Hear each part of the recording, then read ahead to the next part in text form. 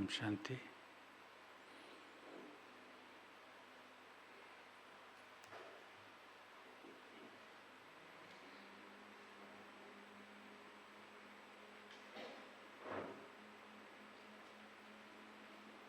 ಯೋಗ ಸಾಧನೆಗೆ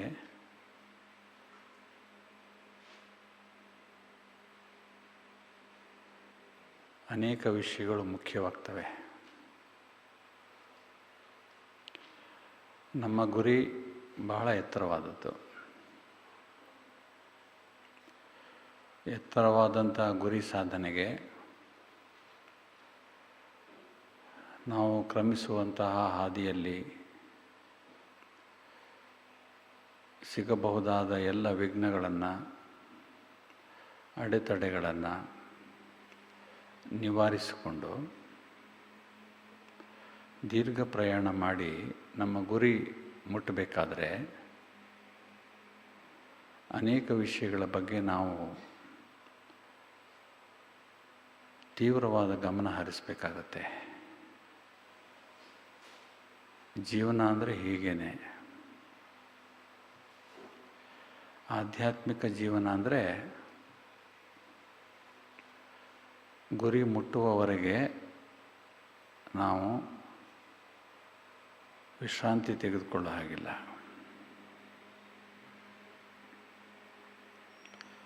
ಅಂತಹ ಒಂದು ವಿಶೇಷವಾದ ಧಾರಣೆಯ ಬಗ್ಗೆ ನಾವಿವತ್ತು ಚರ್ಚೆ ಮಾಡೋಣ. ಯಾವುದನ್ನು ಏಕಾಗ್ರತೆ ಅಂತ ಕರೀತಾರೆ.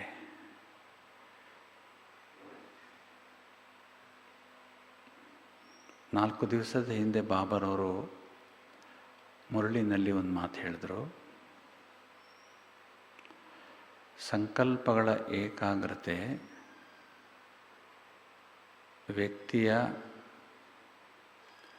ಪರಿವರ್ತನೆಗೆ ತೀವ್ರ ಗತಿ ತಂದುಕೊಡುತ್ತೆ ಅಂತ.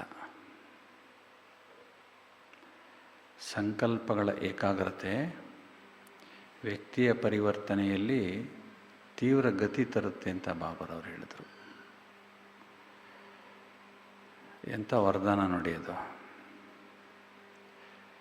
ಯಾವ ವ್ಯಕ್ತಿ ತನ್ನ ಸಂಕಲ್ಪಗಳನ್ನು ಏನಾದರೂ ಏಕಾಗ್ರ ಮಾಡಿಬಿಟ್ರೆ, ನಾವು ಯಾವ ಗುರಿ ತಲುಪಲಿಕ್ಕೆ ಪರಿವರ್ತನೆ ಆಗಬೇಕು ಅಂತ ಹೊರಟಿದ್ದೇವೆಯೋ ಆ ಗತಿಯಲ್ಲಿ ತೀವ್ರತೆ ಬಂದ್ಬಿಡುತ್ತೆ. ಏಕಾಗ್ರತೆ ನಮ್ಮ ವ್ಯಕ್ತಿತ್ವವನ್ನು ರೂಪಿಸುವುದರಲ್ಲಿ ಪ್ರಮುಖವಾದ ಪಾತ್ರ ಮಾಡುತ್ತೆ. ಜೀವನದಲ್ಲಿ ಏನೇ ಸಾಧನೆ ಮಾಡಬೇಕಂದ್ರೂ, ಸಫಲತೆ ಪಡ್ಕೊಳ್ಬೇಕು ಅಂದರೆ ಏಕಾಗ್ರತೆ ಬೇಕಾಗುತ್ತೆ. ಏಕಾಗ್ರತೆಯಿಂದ ಅನೇಕ ಲಾಭಗಳಿವೆ. ಮೊದಲನೇದು, ಸಮಯದ ಉಳಿತಾಯ ಆಗುತ್ತೆ. ನಮಗೆ 1 ಗಂಟೆಯಲ್ಲಿ ಮಾಡೋದು ಕೆಲಸವನ್ನು ಅರ್ಧ ಗಂಟೆಯಲ್ಲಿ ಮಾಡಿಬಿಡ್ತೀವಿ ನಾವು. ಅರ್ಧ ಗಂಟೆ ಉಳಿತಾಯ ಆಗುತ್ತೆ.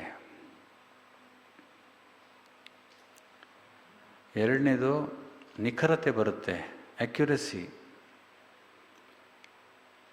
ಓದೋದ್ರಲ್ಲಾಗಲಿ, ಬರೆಯೋದ್ರಲ್ಲಾಗಲಿ, ಮಾತನಾಡೋದ್ರಾಗಲಿ, ಕೆಲಸ ಮಾಡೋದ್ರಲ್ಲಾಗಲಿ, ಅಡುಗೆ ಮಾಡೋದ್ರಾಗಲಿ, ಬಟ್ಟೆ ಒಗೆಯೋದಾಗಲಿ, ಪಾತ್ರೆ ತೊಳೆಯೋದಾಗಲಿ, ಏನೇ ಆಗಲಿ ನಿಖರವಾಗಿರಬೇಕು, ಅಕ್ಯುರೇಟ್ ಆಗಿರಬೇಕು. ನಾವು ಮಾಡುವ ಕೆಲಸದಲ್ಲಿ ಅದು ಕಾಣಬೇಕು. ಅದರಿಂದ ಏಕಾಗ್ರತೆಯಿಂದ ನಿಖರತೆ ಬರ್ತಾ ಹೋಗುತ್ತೆ ವ್ಯಕ್ತಿಯಲ್ಲಿ.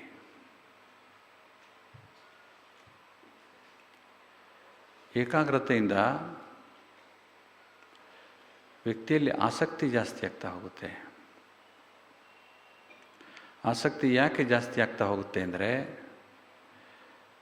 ವ್ಯಕ್ತಿ ಯಾವಾಗ ಏಕಾಗ್ರ ಮಾಡೋದರಿಂದ ಸಫಲತೆಯನ್ನು ಕಾಣ್ತಾನಲ್ಲ, ಸಂತೋಷವನ್ನು ಕಾಣ್ತಾನಲ್ಲ, ಸಂತುಷ್ಟತೆಯನ್ನು ಕಾಣ್ತಾನಲ್ಲ, ಅದರಿಂದ ಇನ್ನೂ ಮಾಡಬೇಕು ಅನ್ನೋ ಆಸಕ್ತಿ ಬರುತ್ತೆ. ಉದಾಹರಣೆಗೆ, 1 ಗಂಟೆ ಯೋಗ ಮಾಡಬೇಕು ನಾವು.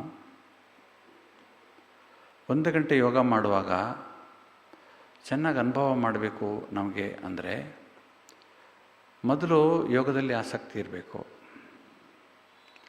ಎರಡನೇದು ವಿಧಾನ ಗೊತ್ತಿರಬೇಕು.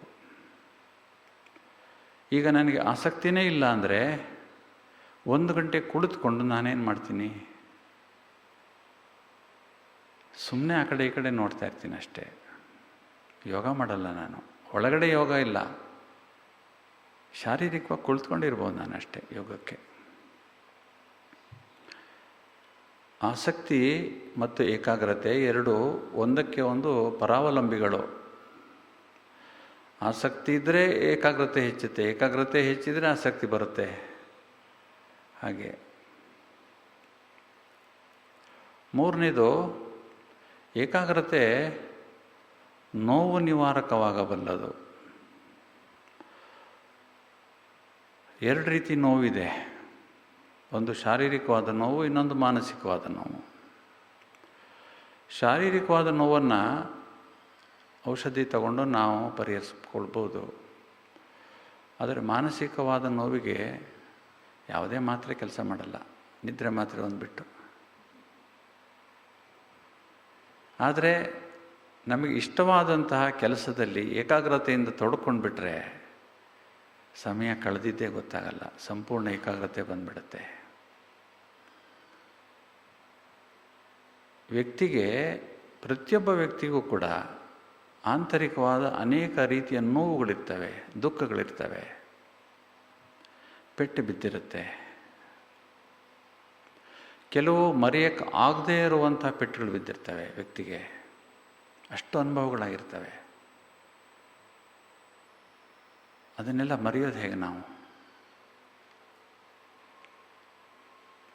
ಹೆಚ್ಚು ಕೆಲಸ ಮಾಡಿದಷ್ಟು, ಹೆಚ್ಚು ಏಕಾಗ್ರತೆ ಆದಷ್ಟು, ಹೆಚ್ಚು ನಮ್ಮನ್ನು ನಾವು ಕಲಿಕೆಯಲ್ಲಿ ತೊಡಗಿಸಿಕೊಂಡಷ್ಟು, ಹೆಚ್ಚು ತೀವ್ರತೆಯನ್ನು ಕಂಡುಕೊಂಡಷ್ಟು ಮರಿತಾ ಹೋಗ್ತೀವಿ ನೋವನ್ನು. ಅದೊಂದೇ ದಾರಿ ಇರೋದು ನಮಗೆ, ಬೇರೆ ದಾರಿ ಇಲ್ಲ. ನೋವು ನಿವಾರಕವಾಗಿ ಏಕಾಗ್ರತೆ ತುಂಬ ಕೆಲಸ ಮಾಡುತ್ತೆ. 5ನೇದು, ಶಿಸ್ತು ಬರುತ್ತೆ ನಮ್ಮ ಜೀವನದಲ್ಲಿ. ಶಿಸ್ತು ಯಾಕೆ ಬರುತ್ತೆ ಅಂದರೆ, ಏಕಾಗ್ರತೆ ಇರುವಂತಹ ವ್ಯಕ್ತಿಗೆ ಪ್ರತಿಯೊಂದು ಸಣ್ಣ ವಿಚಾರದಲ್ಲೂ ನಾನು ಪರಿಪೂರ್ಣನಾಗಬೇಕು ಅನ್ನುವಂತಹ ತುಡಿತ ಇರುತ್ತೆ ಒಳಗಡೆ. ಆ ತುಡಿತದಲ್ಲಿ ಇನ್ನೂ ಹೆಚ್ಚು ಏಕಾಗ್ರತೆ ಬರ್ತಾ ಹೋಗುತ್ತೆ. ಯಾವಾಗ ಏಕಾಗ್ರತೆ ಹೆಚ್ಚಾಗ್ತಾ ಹೋಗುತ್ತೆ ಆವಾಗ ಶಿಸ್ತು ತನ್ನಿಂದ ತಾನೇ ಬರ್ತಾ ಹೋಗುತ್ತೆ. ಶಿಸ್ತಿಲ್ಲದೆ ವ್ಯಕ್ತಿಯಲ್ಲಿ ಸಫಲತೆ, ಪರಿಪೂರ್ಣತೆ ಬರೋಕ್ಕೆ ಸಾಧ್ಯನೇ ಇಲ್ಲ, ಯಾವುದೇ ವಿಚಾರ ತಗೊಂಡ್ರೂ ಕೂಡ. ಈಗ ನಾವು ಮಾತಾಡ್ತಿರೋದು ಆಂತರಿಕ ಶಿಸ್ತಿನ ಬಗ್ಗೆ. ಆಂತರಿಕ ಶಿಸ್ತು ನಮ್ಮನ್ನು ಹೇಗೆ ಬದಲಾವಣೆ ಮಾಡುತ್ತೆ ಅಂದರೆ, ನಮ್ಮ ಜೀವನದಲ್ಲಿ ನಮಗೆ ಬೇಕಾದಂಥ ಪರಿವರ್ತನೆಯನ್ನು ತಂದು ನಮ್ಮ ಮುಂದೆ ನಿಲ್ಲಿಸುವಷ್ಟು ಶಕ್ತಿ ಶಿಸ್ತಿಗಿದೆ. ಶಿಸ್ತನ್ನು ಮೈಗೂಡಿಸ್ಕೊಂಡ್ರೆ ಮಾತ್ರ. ದೈನಂದಿನ ಜೀವನದಲ್ಲಿ ಶಿಸ್ತಿರಬೇಕು. ಯಾವತ್ತೂ ಒಂದು ದಿವಸ ಶಿಸ್ತಲ್ಲ ಇದು. ದಿವಸ ಕ್ಲಾಸಿಗೆ ಬರ್ತೀವಿ, ಮುರಳಿ ಕೇಳ್ಕೊತೀವಿ, ಮನೆಗೆ ಹೋಗ್ತೀವಿ, ಪುಸ್ತಕ ಇಡ್ತೀವಿ, ನಮ್ಮ ಕೆಲಸನ ತೊಡ್ಕೊಂಡ್ಬಿಡ್ತೀವಿ, ಮರ್ತೇ ಬಿಡ್ತೀವಿ. 6ನೇ ದಿವಸ ಬೆಳಗ್ಗೆನೇ ಪುಸ್ತಕ ತೆಗೆಯೋದು. ನಾವು ಹೊರಟಿರೋದು ಅಂತಿಂಥ ಸಾಧನೆಗಲ್ಲ, ವಿಶಿಷ್ಟವಾದ ಸಾಧನೆ ಮಾಡಲಿಕ್ಕೆ ಹೊರಟಿದ್ದೀವಿ. ಇದರಲ್ಲಿ ಶ್ರಮ ಇದೆ, ತ್ಯಾಗ ಇದೆ, ಶಿಸ್ತಿದೆ. ಜೀವನದಲ್ಲಿ ದಿನಚರಿ ಇರಬೇಕು ಸರಿಯಾಗಿ. ನಮ್ಮ ಶರೀರನ, ನಮ್ಮ ಮನಸ್ಸನ್ನು ದುಡಿಸ್ಕೋಬೇಕು ಅಂದರೆ ಶಿಸ್ತು ಬೇಕು. ಶಿಸ್ತು ಬೇಕು ಅಂದರೆ ಮಕ್ಕಳಿಗೆ ಹೆಂಗೆ ನಾವು ಟೈಮ್ ಟೇಬಲ್ ಹಾಕ್ಕೊಳ್ತೀವೋ ಹಾಗೆ ನಮಗೆ ನಾವು ಟೈಮ್ ಟೇಬಲ್ ಹಾಕ್ಕೋಬೇಕು. ಮುರಳಿ ಕೇಳಿದ್ವಲ್ಲ, ಏನು ಮಾಡಿದ್ವಿ ನಾವು?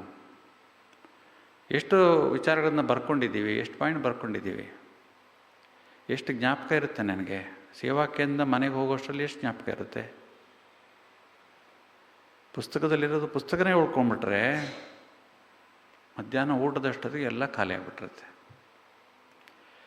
ಸೊ ಮುರಳಿ ಅಧ್ಯಯನಕ್ಕೆ ಎಷ್ಟು ಕೊಡ್ತೀನಿ ನಾನು ಟೈಮು? ಬರವಣಿಗೆಗೆ ಎಷ್ಟು ಟೈಮ್ ಕೊಡ್ತೀನಿ ನಾನು? ಇಂಥ ಟೈಮಿಂದ ಇಷ್ಟು ಟೈಮ್ವರೆಗೆ ನಾನು ಮುರಳಿ ಬಗ್ಗೆ ವಿಚಾರ ಸಾಗರ ಮಥನ ಮಾಡ್ತೀನಿ, ಮುರಳಿ ಬಗ್ಗೆ ಬರೀತೀನಿ ಅನ್ನೋದನ್ನು ನಿತ್ಯ ಪರಿಪಾಠ ಮಾಡ್ಕೋಬೇಕು. ನಾವು ಸಮಯ ಫಿಕ್ಸ್ ಮಾಡ್ಕೊಂಬಿಡ್ಬೇಕು. ನಾವು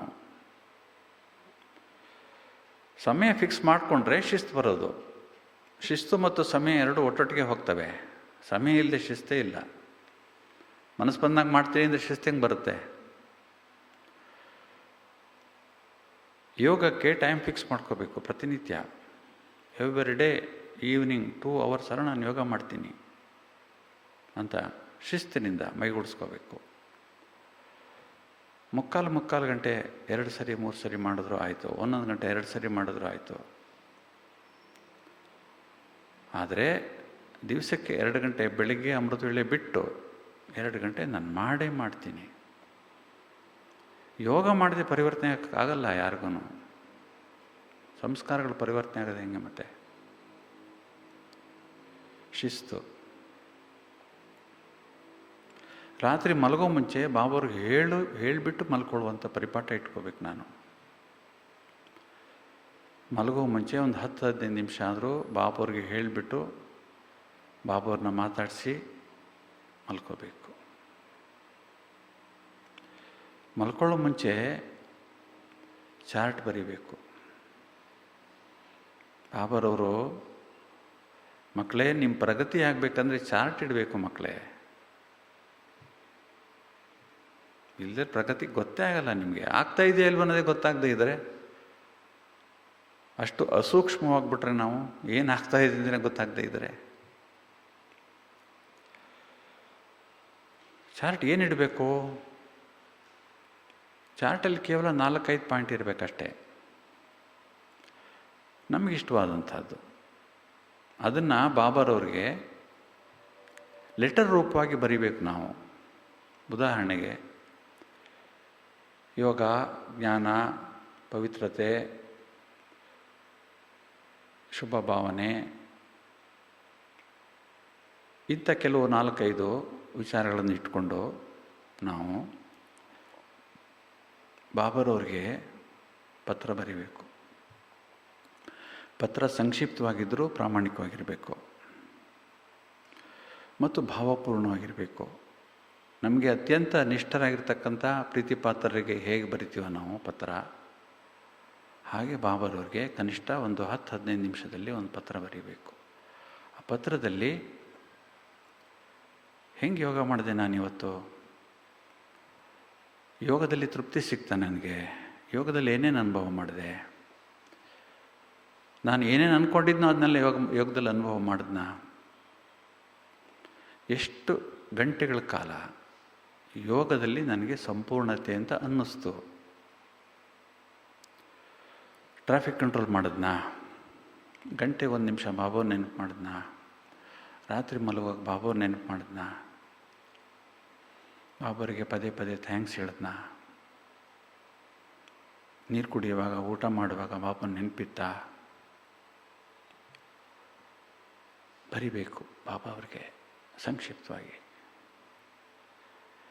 ಜ್ಞಾನದಲ್ಲಿ ಮುರಳಿ ಕೇಳುವಾಗ ನನ್ನ ಮನಸ್ಸು ಎಲ್ಲಿತ್ತು, ಸಂಪೂರ್ಣ ಮುರಳಿ ಕೇಳಿದ್ನ ನಾನು,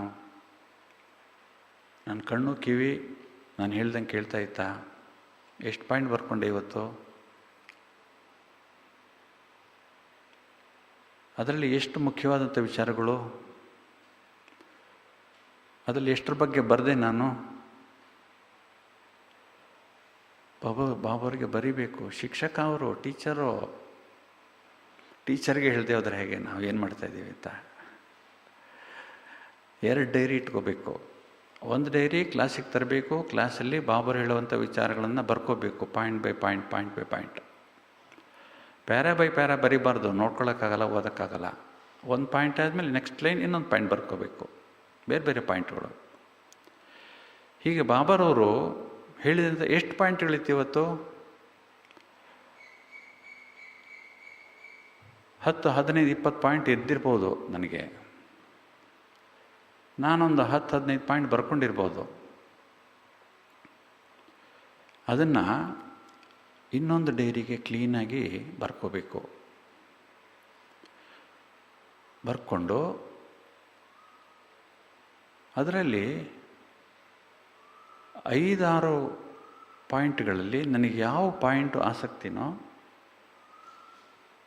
ಅದನ್ನು ಬರವಣಿಗೆಯಲ್ಲಿ ಇಳಿಸ್ಬೇಕು. ಈಗ ನಮಗೆ ತುಂಬ ಜ್ಞಾನ ಇದೆ, ಜ್ಞಾನದ ಬಗ್ಗೆ ವಿಚಾರ ಮಾಡೋದು ಚೆನ್ನಾಗಿ ಗೊತ್ತು. ಆದರೆ ಬರವಣಿಗೆಯಲ್ಲಿ ಇಳಿಸೋದಿದೆಯಲ್ಲ, ಪ್ರಯತ್ನ ಮಾಡಬೇಕು. ಯಾಕಂದರೆ ಬರವಣಿಗೆ ಮನುಷ್ಯನ ಭಾವನೆಗಳನ್ನು ವ್ಯಕ್ತಪಡಿಸುತ್ತೆ. ಮನುಷ್ಯ ತಾನು ಏನು ಅನ್ನೋದನ್ನು ವ್ಯಕ್ತಪಡಿಸೋದು ಬರವಣಿಗೆ. ಒಬ್ಬ ಕವಿ ಒಂದು ಕವಿತೆ ಬರೆದ್ರೆ, ಒಬ್ಬ ಕಾದಂಬರಿಕಾರ ಕಾದಂಬರಿಯನ್ನು ಬರೆದ್ರೆ, ಅದರಲ್ಲಿರೋದು ಬರಹಗಾರನ ಅಭಿವ್ಯಕ್ತಿಗಳು ಪಾತ್ರಗಳ ಮೂಲಕ ಅಭಿವ್ಯಕ್ತಿ ಮಾಡಿರ್ತಾರೆ. ಹಾಗೆ ನಾನು ಬಾಬರವರಿಗೆ ಪತ್ರ ಬರೆದಿದ್ದೀನಿ. ಜ್ಞಾನದ ಬಗ್ಗೆ ಏನೇನು ಮಾಡಿಕೊಂಡೆ ಇವತ್ತು ನಾನು. ಎಷ್ಟು ಬರೆಯೋಕ್ಕಾಯ್ತು ನನಗೆ? 1 para, 2 para, 3 para, at least half page ಒಂದು ಪಾಯಿಂಟ್ ಬಗ್ಗೆ ಟ್ರೈ ಮಾಡಬೇಕು. ಆಗುತ್ತೆ, ಖಂಡಿತ ಆಗುತ್ತೆ. ಸ್ಟಾರ್ಟ್ ಮಾಡಿದ್ರೆ ಆಗುತ್ತೆ. ಪವಿತ್ರತೆ ಎಷ್ಟರ ಮಟ್ಟಿಗೆ ಇತ್ತು ನನಗೆ? ಹೇಗಿತ್ತು ನನ್ನ ಸ್ಥಿತಿ? ಪವಿತ್ರ ಸ್ಥಿತಿ ಹೇಗಿತ್ತು? ಅಡುಗೆ ಮಾಡೋದ್ರಲ್ಲಿತ್ತ, ಊಟ ಮಾಡೋದ್ರಲ್ಲಿತ್ತ, ಕಣ್ಣಿನಲ್ಲಿತ್ತ, ಸ್ಥಿತಿಯಲ್ಲಿತ್ತ, ಮಾತಾಡುವಾಗಿತ್ತ, ಎಷ್ಟಿತ್ತು ನನ್ನ ಪವಿತ್ರತೆ? ಹೀಗೆ 4-5 ಪಾಯಿಂಟು ನಾನು ಬರೀಬೇಕು. ಚಾರ್ಟ್ ಬರೆಯೋದ್ರಲ್ಲಿ 2-3 ಥರ ಇದೆ. ಒಂದು ಥರ ಏನು ಅಂದರೆ ಪರ್ಸೆಂಟೇಜ್ ಹಾಕೋದು. ಯೋಗದಲ್ಲಿ 100% ಇದ್ದರೆ ನಾನು ಎಷ್ಟು, ಒಂದು 50%, 60%, 70%, 80%, 90% ಪರ್ಸೆಂಟೇಜ್ ಹಾಕ್ಬಿಡೋದು. ಎರಡನೇದು ಮಾರ್ಕ್ಸ್ ಕೊಡೋದು. 10 ಮಾರ್ಕ್ಸಿಗೆ ನಾನು ಎಷ್ಟು ಕೊಡ್ತೀನಿ, ನಾನು ಮಾರ್ಕ್ಸು. ಯೋಗದಲ್ಲಿ ನನ್ನ ಸ್ಥಿತಿ ಬಗ್ಗೆ ನಾನು ಮಾರ್ಕ್ಸ್ ಕೊಟ್ಕೊಳ್ಳೋದು. ಇಲ್ಲ ಅಂದರೆ ಪತ್ರ ಬರೆಯೋದು. ಪತ್ರ ಬರೆಯೋದು ಹೆಚ್ಚು ಸೂಕ್ತ. ಯಾಕೆಂದರೆ ಅದರಲ್ಲಿ ನಮ್ಮ ಭಾವನೆಗಳು ಅಡಕವಾಗಿವೆ. ನಾನು ಬರೀತೀನಿ ಮತ್ತು ಬಾಬಾವ್ರಿಗೆ ನಾನು ಪತ್ರ ಬರೀತಾ ಇದ್ದೀನಿ. ಈ ಪರ್ಸೆಂಟೇಜ್ ಹಾಕಿದ್ರೆ, ಮಾರ್ಕ್ಸ್ ಹಾಕಿದ್ರೆ ಏನಾಗುತ್ತೆ ಗೊತ್ತಾ? 4 ದಿವಸ ಹಾಕ್ತೀನಿ, 5 ದಿವಸ ಹಾಕ್ತೀನಿ, ಆಮೇಲೆ ಎಲ್ಲ ಒಂದೇ ಥರ ಇದೆಯಲ್ಲ, 50%, 60%, 65%, ಏನು ಬದಲಾವಣೆನೇ ಇಲ್ಲ. 4-5 ದಿವಸ ಆದಮೇಲೆ ನಿಂತೋಯ್ತದು. ಚಾರ್ಟ್ ನಮ್ಮದೆಲ್ಲ ಅಷ್ಟೇ ಆಗೋದು. ಸ್ವಲ್ಪ ದಿವಸ ಮಾಡ್ತೀವಿ, ನಿಲ್ಲಿಸ್ಬಿಡ್ತೀವಿ. ಯಾಕೆಂದರೆ ಅದ್ರಲ್ಲಿ ನವೀನತೆ ಇಲ್ಲ. ಚಾರ್ಟ್ ಬರೆಯೋದ್ರಲ್ಲಿ ನವೀನತೆ ಇಲ್ಲ. ನವೀನತೆ ಇರೋದು ನಮ್ಮ ಬರವಣಿಗೆಯಲ್ಲಿ. ಪತ್ರ ಬರವಣಿಗೆಯಲ್ಲಿ ನವೀನತೆ ಕಾಣ್ಬೋದು ನಾವು. ಆದ್ದರಿಂದ ಪತ್ರ ಬರೀಬೇಕು. ಪತ್ರ ಬರೆದು ನಂತರ ಬಾಬಾವ್ರಿಗೆ ಗುಡ್ ನೈಟ್ ಹೇಳಿ ಮಲ್ಕೋಬೇಕು. ಈ ಅಭ್ಯಾಸ ಮಾಡ್ಕೋಬೇಕು. ಏನಾಗುತ್ತೆ ಅಂದರೆ ಪುರುಷಾರ್ಥದಲ್ಲಿ ಸೀರಿಯಸ್ನೆಸ್ ಬರಬೇಕು ನಮಗೆ. ಸೀರಿಯಸ್ನೆಸ್ ಇಲ್ಲ ಅಂದರೆ ನಮ್ಮ ಡೈರಿ ಒಂದು ಕಡೆ ಇರುತ್ತೆ, ನಾವು ಒಂದು ಕಡೆ ಇರ್ತೀವಿ, ಬಾಬಾವ್ರ ಚಿತ್ರ ಒಂದು ಕಡೆ ಇರುತ್ತೆ, ನಾವೆಲ್ಲ ಇರ್ತೀವಿ. ನಮ್ಮ ಗಮನ ಎಲ್ಲ ಆ ಕಡೆ ಈ ಕಡೆ ಹೊರಟೋಗ್ಬಿಟ್ಟಿರುತ್ತೆ. ನಮ್ಮ ಗಮನ ಎಲ್ಲ ಒಂದೇ ಕಡೆ ಇರಬೇಕು, ಏಕಾರಾಗಿರಬೇಕು. ಅದರಿಂದ ಶಿಸ್ತು ಇರಬೇಕು. ನೆಕ್ಸ್ಟು ಏಕಾಗ್ರತೆಯಿಂದ ಕ್ರಿಯಾಶೀಲತೆ ಬರುತ್ತೆ. ಕ್ರಿಯಾಶೀಲತೆ ಅಂದರೆ ಹೊಸ ರೀತಿಯನ್ನು ಕಲಿಯೋದು, ನವೀನ ರೀತಿಯ ಜೀವನವನ್ನು ನಡೆಸುವುದು. ಯಾವ ಜೀವನ? ಆಧ್ಯಾತ್ಮಿಕ ಜೀವನ. ಯೋಗ ಮಾಡೋದ್ರಲ್ಲಿ, ಮುರಳಿ ಪಾಯಿಂಟ್ಸ್ ಬರ್ಕೊಳ್ಳೋದ್ರಲ್ಲಿ, ವಿಚಾರ ಸಾಗರ ಮಥನ ಮಾಡೋದ್ರಲ್ಲಿ ನವೀನತೆ ಇರಬೇಕು, ಕ್ರಿಯಾಶೀಲತೆ ಇರಬೇಕು. ಯೋಚನೆ ಮಾಡೋದ್ರಲ್ಲಿ ಕ್ರಿಯಾಶೀಲತೆ ಇರಬೇಕು. ಸಂಕಲ್ಪಗಳನ್ನು ಮಾಡೋದ್ರಲ್ಲಿ ಕ್ರಿಯಾಶೀಲತೆ ಇರಬೇಕು. ನೋಡಿ, ನಾವು 750 ಕೋಟಿ ಜನ ಇದ್ದೀವಿ. 750 ಕೋಟಿ ಜನ ಒಬ್ಬರು ಯೋಚನೆ ಮಾಡಿದಾಗ ಇನ್ನೊಬ್ರು ಯೋಚನೆ ಮಾಡಲ್ಲ. ಎಲ್ಲರೂ ವಿಭಿನ್ನವಾಗಿ ಆಲೋಚನೆ ಮಾಡ್ತಾರೆ. ಅಂದರೆ ಎಷ್ಟೊಂದು ಸಾಧ್ಯತೆಗಳಿವೆ ನಮಗೆ. ಪ್ರತಿಯೊಬ್ಬ ವ್ಯಕ್ತಿಯೂ ಕ್ರಿಯಾಶೀಲನಾಗಿರ್ಲಿಕ್ಕೆ ಸಾಧ್ಯ ಇದೆ. ಕ್ರಿಯಾಶೀಲತೆ ಏಕಾಗ್ರತೆಯಿಂದ ಬರುತ್ತೆ. ಉತ್ಸಾಹ ಹೆಚ್ಚುತ್ತೆ ಏಕಾಗ್ರತೆಯಿಂದ. ಏಕಾಗ್ರತೆ ಹೆಚ್ಚಿದಷ್ಟು ಉತ್ಸಾಹ ಹೆಚ್ಚುತ್ತಾ ಹೋಗುತ್ತೆ. ಆದ್ದರಿಂದ ಇವೆಲ್ಲವನ್ನು ನಾವು ನೋಡಿದಾಗ ಏಕಾಗ್ರತೆ ಅಭ್ಯಾಸ ಮಾಡಬೇಕು ನಾವು. ಏಕಾಗ್ರತೆಯಲ್ಲಿ 2 ವಿಷಯ ಇದೆ ಮುಖ್ಯವಾಗಿ. ಒಂದು ತನ್ಮಯತೆ, ಎರಡನೇದು ಸ್ಥಿರವಾದ ಮನಸ್ಸು. ತನ್ಮಯತೆ ಅಂದರೆ ತಲ್ಲೀನತೆ ಅಥವಾ ಮಗ್ನ ಸ್ಥಿತಿ. ತನ್ಮಯತೆ ಅಂದರೆ ನಾನು ಮಾಡುವಂಥ ಕೆಲಸದಲ್ಲಿ ನನ್ನ ಮನಸ್ಸು, ನನ್ನ ಭಾವನೆಗಳು, ನನ್ನ ಶರೀರ ಇವೆಲ್ಲವೂ ನಾನು ಸಾಗುವ ಗುರಿಯ ಕಡೆಗೇ ಕರ್ಕೊಂಡೋಗ್ಬೇಕು. ತಲ್ಲೀನತೆ, ತನ್ಮಯತೆ. ಇದಕ್ಕೆ 2 ವಿಚಾರಗಳು ಬೇಕು. ಒಂದು ಆಸಕ್ತಿ, ಇನ್ನೊಂದು ಅಭ್ಯಾಸ. ಆಸಕ್ತಿ ಮತ್ತು ಅಭ್ಯಾಸಗಳು ನಮ್ಮನ್ನು ತಲ್ಲೀನ ಮಾಡ್ತವೆ. ಅಭ್ಯಾಸ ನಿರಂತರವಾಗಿರಬೇಕು ಮತ್ತು ಆಸಕ್ತಿಯನ್ನು ಹೆಚ್ಚಿಸ್ಕೊಳ್ಬೇಕು ನಾವು.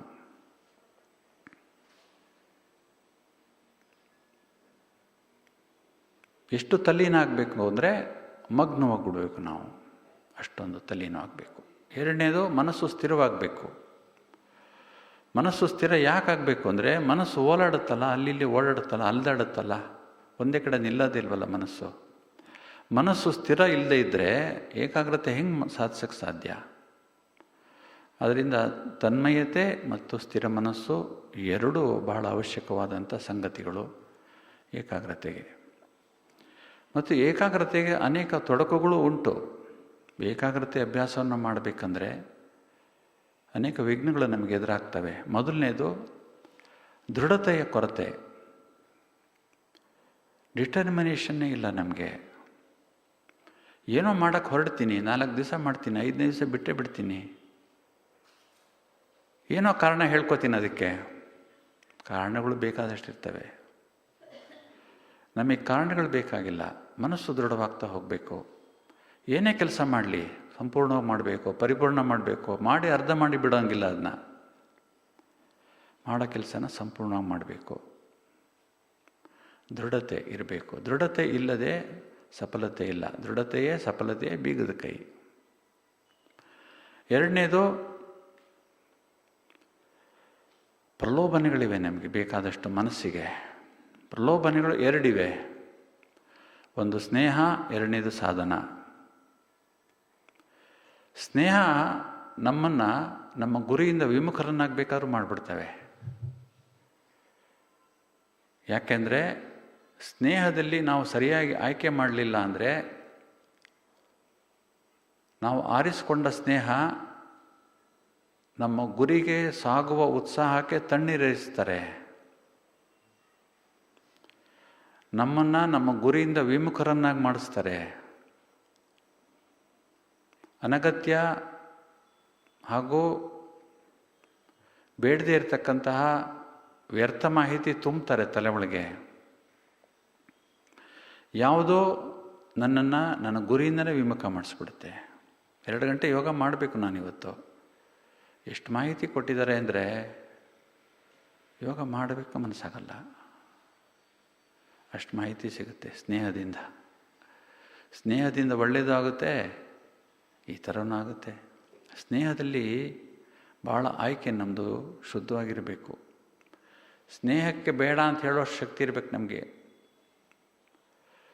ಸಾಕು ನನಗೆ, ಬೇಡ ನನಗೆ ಅಂತ ಹೇಳಬೇಕು ನಾವು. ಹೇಳದೇ ಇರೋ ತೋರಿಸ್ಕೋಬೇಕು ನಾವು, ಇಂಟ್ರೆಸ್ಟ್ ಇಲ್ಲ ನಮಗೆ ಇದರಲ್ಲಿ ಅಂತ. ಯಾಕೆಂದರೆ ಎಷ್ಟೋ ಜನ ಸ್ನೇಹ ಮಾಡುವಂಥವ್ರು ನಮ್ಮನ್ನು ಬಳಕೆ ಮಾಡ್ಕೋತಾ ಇರ್ತಾರೆ, ನಮಗೆ ಗೊತ್ತಿಲ್ಲದೆ ಇರೋ ಹಾಗೆ. ನಮಗೆ ಗೊತ್ತೇ ಆಗೋದಿಲ್ಲ. ಸ್ನೇಹದಲ್ಲಿ ಆಯ್ಕೆ ಸರಿಯಾಗಿರಬೇಕು. ಎರಡನೇದು ಸಾಧನಗಳು. ಸಾಧನಗಳು ನಮ್ಮ ಸಾಧನೆಗೆ ಪೂರಕವಾಗಿರಬೇಕಷ್ಟೇ ಹೊರತು ಸಾಧನೆಗೆ ಅಡ್ಡಗಾಲು ಹಾಕುವಂತೆ ಇರಬಾರ್ದು ನಮಗೆ. ಎಷ್ಟೋ ಸಾಧನೆಗಳು ಹೇಗಿವೆ ಅಂದರೆ ಅದಿಲ್ಲದೆ ನಾವು ಸಾಧನೆ ಮಾಡೋಕ್ಕಾಗಲ್ಲ ಅನ್ನೋಷ್ಟು ಅವಲಂಬಿತರಾಗ್ಬಿಟ್ಟಿದ್ವಿ, ಡಿಪೆಂಡೆಂಟ್ ಆಗಿಬಿಟ್ಟಿದ್ವಿ ನಾವು ಸಾಧನಗಳ ಮೇಲೆ. ಏನೂ ಸಾಧನಗಳಿಲ್ಲದೆ ನಿರಾಧಾರವಾಗಿ ಪುರುಷಾರ್ಥ ಮಾಡೋದನ್ನು ಕಲಿಬೇಕು ನಾವು. ಕರೆಂಟ್ ಇಲ್ಲ ಪರವಾಗಿಲ್ಲ, ಮ್ಯೂಸಿಕ್ ಇಲ್ಲ ಪರವಾಗಿಲ್ಲ,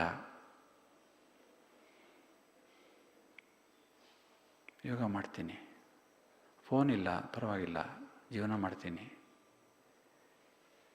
ನಿರಾಧಾರವಾಗಿ ಮಾಡಬೇಕು ನಾವು. ಈ ಅಭ್ಯಾಸ ನಮಗೆ ಏಕಾಗ್ರತೆ ಅಂತ ಅಂದ್ಕೊಡ್ತದೆ. ಇಲ್ಲ ಅಂದರೆ ಇದೇ ನಮಗೆ ತೊಡಕಾಗುತ್ತೆ. ಮೂರನೇದು ಲೀಕೇಜ್ ಮತ್ತು ವೇಸ್ಟೇಜ್. 1 ಗಂಟೆ ಯೋಗ ಮಾಡಿದ್ದೀನಿ ಚೆನ್ನಾಗಿ. ನಾನು ಯೋಗದಲ್ಲಿ ಎಷ್ಟು ಚೆನ್ನಾಗಿ ಅನುಭವ ಮಾಡಿದ್ದೀನಿ ಅಂದರೆ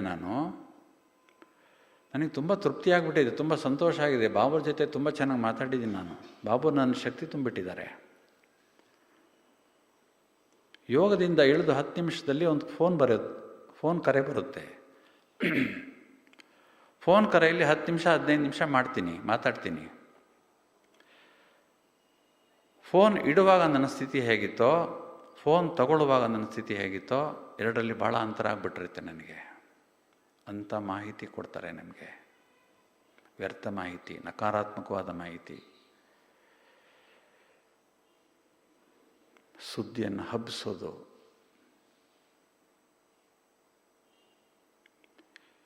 ಒಂದು ಗಂಟೆ ನಾನೇನು ಸ್ಟೋರೇಜ್ ಮಾಡ್ಕೊಂಡಿದ್ನೋ ನನ್ನ ಮನಸ್ಸಲ್ಲಿ ಅನುಭವಗಳನ್ನು, ಶಕ್ತಿಯನ್ನು, 10 ನಿಮಿಷದಲ್ಲಿ ಲೀಕೇಜ್ ಆಗೋಗ್ಬಿಡ್ತದೆ. ಲೀಕೇಜ್ ಆದಮೇಲೆ ಪುನಃ ನನಗೆ ಯೋಗ ಮಾಡೋಕ್ಕೆ ಆಗಲ್ಲ. ಯೋಗ ಮಾಡೋಕ್ಕೆ ಇಂಟ್ರೆಸ್ಟೇ ಇಲ್ಲ ನನಗೆ. ಕೂತ್ಕೊಂಡ್ರೂ ಯೋಗ ಹತ್ತಲ್ಲ ನನಗೆ. ನನ್ನ ಮನಸ್ಸು ಅಷ್ಟು ಕೆಳಗಿಳಿದು ಹೋಗ್ಬಿಟ್ಟಿರುತ್ತೆ. Within 10 minutes leakage. ಒಂದು ತುಂಬಿದ ಕೊಡಕ್ಕೆ ಒಂದು ಸಣ್ಣ ತೂತ ಮಾಡಿದ್ರೆ ನೀರು ಹೋಗ್ತಾ ಹೋಗ್ತಾ ಹೋಗ್ತಾ ಕೊಡದ ನೀರೆಲ್ಲ ಖಾಲಿನೇ ಆಗಿಬಿಟ್ಟಿರುತ್ತೆ. ಅಥವಾ ತುಳುಕಿ ವೇಸ್ಟ್ ಆಗಿ ಅರ್ಧ ಮುಕ್ಕಾಲು ನೀರೇ ಹೊಟ್ಟೋಗಿರುತ್ತೆ, ನಂಗೆ ಗೊತ್ತೇ ಆಗಿರಲ್ಲ.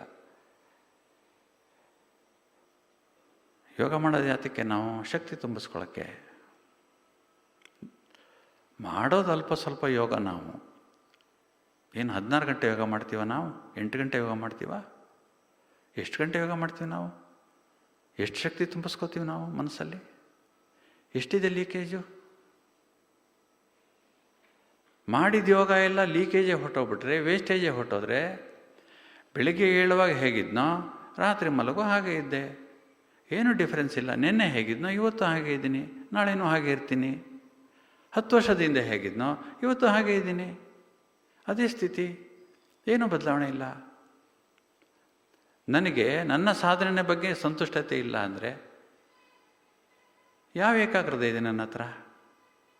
ಬರೀ ಲೀಕೇಜು, ವೇಸ್ಟೇಜು, ತೊಡಕು ನನಗೆ ಏಕಾಗ್ರತೆಗೆ. ಸಾಧನೆಗೆ ತೊಡಕುಗಳು ಬೇಕಾಷ್ಟಿವೆ ಲಿಸ್ಟ್ ಮಾಡಿದ್ರೆ. ಆದರೆ ನಾನು ಏನು ಮಾಡ್ತೀನಿ ಅನ್ನೋದು ಮುಖ್ಯ. ವ್ಯಕ್ತಿ ಯುದ್ಧಕ್ಕೆ ಹೋಗ್ಬೇಕಂದ್ರೆ ಸುಮ್ಮನೆ ದಡದಡ ಅಂತ ಯುದ್ಧ ಕೊಟ್ಟಾಗಲ್ಲ ಅವನು. ಯುದ್ಧಕ್ಕೆ ಹೋಗ್ಬೇಕಾದ್ರೆ ನನ್ನ ಶತ್ರುವಿನ ದೌರ್ಬಲ್ಯಗಳೇನು ಅಂತ ತಿಳಿಬೇಕು ಅವನು. ಯುದ್ಧಕ್ಕೆ ಹೋಗ್ಬೇಕಾದ್ರೆ ಜೊತೆಗೆ ನನ್ನ ಸೈನ್ಯದಲ್ಲಿ ಏನೇನು ದೌರ್ಬಲ್ಯ ಇದೆ ಅಂತಲೂ ಗೊತ್ತಿರಬೇಕು. ಬಾಬಾ ಹೇಳ್ತಾರೆ, ನೀವು ಯುದ್ಧದ ಮೈದಾನದಲ್ಲಿದ್ದೀರಿ, ಮಾಯೆಯ ಜೊತೆ ಯುದ್ಧ ಮಾಡ್ತಾಯಿದ್ದೀರಿ. ಮಾಯೆಯನ್ನು ಚೆನ್ನಾಗಿ ಅರ್ಥಕೊಳ್ಳಿ, ಯಾವ್ಯಾವ ರೂಪ ತಗೊಂಡ್ಬರುತ್ತೆ ಅಂತ. ಸೀತೆ ಕತೆ ಗೊತ್ತಲ್ಲ. ಮಾಯಾ ರಾವಣ ಬಂದು ಚಿನ್ನದ ಜಿಂಕೆ ಮಾಡಿ ಮುಂದೆ ನಿಲ್ಲಿಸಿದ್ರೆ ಸೀತೆ ಎಷ್ಟೊಂದು ಆಕರ್ಷಿತಲಾಗ್ಬಿಟ್ರು ಅಂದರೆ ಬೇಕೇ ಬೇಕು. ಅದು ರಾಮನ್ನ ಓಡಿಸಿದ್ಲು, ಲಕ್ಷ್ಮಣನ್ನ ಓಡಿಸಿದ್ಲು. ರಾವಣ ಬಂದ, ಲಕ್ಷ್ಮಣ ರೇಖೆ ಹಾಕ್ಬಿಟ್ಟೋಗಿದ್ದ. ಲಕ್ಷ್ಮಣ ಹೋಗ್ಬಿಡ ಅದ್ರಾಚೆ, ಅದಕ್ಕೆ ತೊಂದರೆ ಆಗುತ್ತೆ ನಿಮಗೆ ದಾಟಿದ್ರೆ ಲಕ್ಷ್ಮಣ ರೇಖೆಯನ್ನು. ನಾನು ಬರ್ತೀನಿ, ನಿಮ್ಮನ್ನು ಕಾಪಾಡ್ತೀನಿ. ರಾಮನಿಗೇನು ಆಗಿಲ್ಲ ಹೇಳ್ಬಿಟ್ಟು ಹೋಗಿದ್ದ. ಸೀತೆ ಏನು ಮಾಡಿದ್ಲು? ಆಸೆ, ಕನ್ಫ್ಯೂಷನ್ನು. ರಾಮ ಅಲ್ಲೊಟ್ಟೋಗಿದ್ದಾನೆ, ಲಕ್ಷ್ಮಣ ಅಲ್ಲೊಟ್ಟೋಗಿದ್ದಾನೆ, ಚಿನ್ನಜಿಕ್ಕೇನೂ ಬರಲಿಲ್ಲ. ಏನು ಮಾಡಬೇಕು? ಸನ್ಯಾಸಿ ಬೇರೆ ನಿಂತಿದ್ದಾನೆ, ಭಿಕ್ಷೆ ಕೇಳ್ತಾ ಇದ್ದಾನೆ, ಏನು ಮಾಡೋದು? ಭಿಕ್ಷೆ ಹಾಕಿಬಿಟ್ಲು, ದಾಟೇಬಿಟ್ಲು ಲಕ್ಷ್ಮಣ ರೇಖೆನ, ಹೊತ್ಕೊಂಡು ಹೋಗೇಬಿಟ್ಟ ಸೀತೆನ. ನಮ್ಮದು ಅದೇ ಕಥೆನೇ. ನಾವು ಸೀತೆರಲ್ವಾ? ಮಾಯೆ ಒಂದು ಕ್ಷಣದಲ್ಲಿ ಹೊತ್ಕೊಂಡು ಹೊಟ್ಟೋಗ್ಬಿಡುತ್ತೆ. ಪ್ರಲೋಭನೆಗಳು ಮತ್ತು ಲೀಕೇಜು, ವೇಸ್ಟೇಜು, ದೃಢತೆ ಇಲ್ಲದೆ ಇರೋದು ಕಾರಣಗಳು ತುಂಬ ಇವೆ. ಆದರೆ ಏಕಾಗ್ರತೆಗೆ ನಾನು ಮಾಡಬೇಕಾಗಿರ್ತಕ್ಕಂಥ, ಕೊಡಬೇಕಾಗಿರ್ತಕ್ಕಂಥ ಪ್ರಥಮ ಆದ್ಯತೆ ಯಾವುದು ಅಂದರೆ ಸಂಕಲ್ಪಗಳಲ್ಲಿ ಏಕಾಗ್ರತೆ, ವಿಚಾರಗಳಲ್ಲಿ ಏಕಾಗ್ರತೆ. ವ್ಯಕ್ತಿ ಅಂದರೆ ಸಂಕಲ್ಪಗಳ ಮೂಟೆ. Man is what he thinks. ಮನುಷ್ಯ ಏನು ಯೋಚನೆ ಮಾಡ್ತಾನೋ ಹಾಗೆ ಇರ್ತಾನೆ. ನನಗಿಷ್ಟ ಏನು ಅಂದರೆ ನನ್ನ ಮನಸ್ಸು ನಾನು ಹೇಳ್ದಂಗೆ ಕೇಳಬೇಕು. ಏಕಾಗ್ರತೆ ಅಂದರೆ ನನ್ನ ಮನಸ್ಸು ನಾನೇನು ಹೇಳ್ತೀನೋ ಅದನ್ನೇ ಮಾಡಬೇಕು. ಎಷ್ಟು ಹೇಳ್ತೀನೋ ಅಷ್ಟೇ ಮಾಡಬೇಕು. ಯಾವಾಗ ಹೇಳ್ತೀನೋ ಆವಾಗೆಲ್ಲ ಮಾಡಬೇಕು ಮನಸ್ಸು. ಅದೊಂದನ್ನು ಬಿಟ್ಟು ಉಳಿದಿದ್ದೆಲ್ಲ ಮಾಡುತ್ತೆ ಮನಸ್ಸು. ಯಾಕೆಂದರೆ ನಮ್ಮ ಮನಸ್ಸು ನಮ್ಮ ನಿಯಂತ್ರಣದಲ್ಲಿ ಇರಲಿಕ್ಕೆ ಅಸಂಖ್ಯಾತವಾದಂಥ ಸಂಕಲ್ಪಗಳು ಬರ್ತವೆ ಮತ್ತು ಅದರ ವೇಗ ತುಂಬ ಜಾಸ್ತಿ ಇದೆ. ನಮ್ಮ ಸಂಕಲ್ಪಗಳು, ಪ್ರತಿಯೊಂದು ಸಂಕಲ್ಪವೂ ಕೂಡ ಒಂದು ಶಕ್ತಿಯ ತರಂಗ. ಹೇಗೆ ಸೂರ್ಯನಿಂದ ಬರ್ತಕ್ಕಂಥ ಕಿರಣಗಳು ಶಕ್ತಿಯ ತರಂಗಗಳು. ಶಾಖನೂ ಇದೆ, ಜೊತೆಗೆ ಬೆಳಕು ಇದೆ, ತರಂಗಗಳು. ನದಿ ನೀರು ತರಂಗಗಳ ರೀತಿಯೇ ಹೋಗೋದು. ಸೌಂಡ್ ವೇವ್ಸು ತರಂಗಗಳ ರೀತಿಯೇ ಹೋಗೋದು. ಬಾಬೋರಿಂದ ಬರೋ ಶಕ್ತಿ ತರಂಗಗಳ ರೂಪದಲ್ಲೇ ಬರೋದು. ನನ್ನ ಸಂಕಲ್ಪ ತರಂಗಗಳ ರೂಪದಲ್ಲೇ ಹೋಗೋದು. ಈ ತರಂಗಗಳು ಅಸಂಖ್ಯಾತವಾಗಿಬಿಟ್ಟಿವೆ. ಇದನ್ನು ಕಂಟ್ರೋಲ್ ಮಾಡೋಕ್ಕೆ ಆಗ್ತಾಯಿಲ್ಲ ನನಗೆ. ಮನೆ ತುಂಬ ಮಕ್ಕಳಿದ್ರೆ ಯಾವ ಮಗು ಅಂತ ನೋಡ್ತೀರ ನೀವು? ಒಂದು ಹೊರಗಡೆ ಆಟ ಆಡ್ತಿರುತ್ತೆ, ಇನ್ನೊಂದು ಪಕ್ಕದ ಮನೆಗೆ ಹೋಗಿರುತ್ತೆ, ಇನ್ನೊಂದು ಎಲ್ಲೋ ಹೊಟ್ಟೋಗ್ಬಿಟ್ಟಿರುತ್ತೆ, ಇನ್ನೊಂದು ಕೈಗೆ ಸಿಗಲ್ಲ. ಹೆಸರು ಕೂಡ ಜ್ಞಾಪಕ ಇರಲ್ಲ ನನಗೆ, ಮಕ್ಕಳು ಜಾಸ್ತಿ ಆಗಿಬಿಟ್ರೆ. ಸಂಕಲ್ಪಗಳು ನನ್ನ ಮಕ್ಕಳಿದ್ದಂಗೆ, ನನ್ನ ರಚನೆ ಸಂಕಲ್ಪಗಳು.